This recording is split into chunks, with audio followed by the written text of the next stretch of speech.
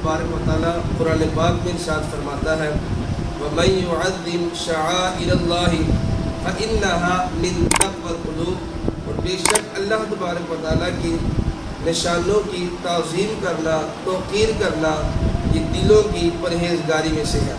اور حضرت سیدنا مجاہد رضی اللہ تعالیٰ عنہ فرماتے ہیں وَمَن يُعَظِّمْ شَعَائِرَ اللَّهِ، اس آیت کریمہ سے مراد قربانی کے جانور کی تعظیم کرنا ہے اور انہیں خوب فربا کرنا ہے۔ حضرت سیدنا زید بن ارقم رضی اللہ تعالیٰ عنہ سے روایت ہے نبی صلی اللہ علیہ وآلہ وسلم کی بارگاہ میں صحابہ کرام علیہم رضوان یہ حاضر ہوئے اور عرض کرتے ہیں یا رسول اللہ صلی اللہ علیہ وسلم یہ قربانیاں کیا ہیں؟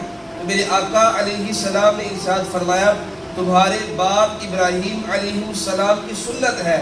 تو پھر صحابہ کرام علیہم رضوان نے عرض کی یا رسول اللہ صلی اللہ علیہ وسلم ان قربانیوں میں ہمارے لیے کیا ثواب ہے؟ تو میرے آقا علیہ السلام نے ارشاد فرمایا کہ ہر بال کے بدلے ایک نیکی ہے۔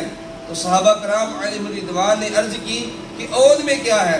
تو فرمایا اون میں بھی ہر بال کے بدلے ایک نیکی ہے۔ حضرت سیدنا حسن بن علی رضی اللہ تعالی عنہ سے مروی ہے نبی علیہ السلام نے ارشاد فرمایا جو ثواب کی نیت سے اور خوش دلی سے قربانی کرے تو یہ قربانی اس بندے کے لیے جہنم سے حجاب ہوگی۔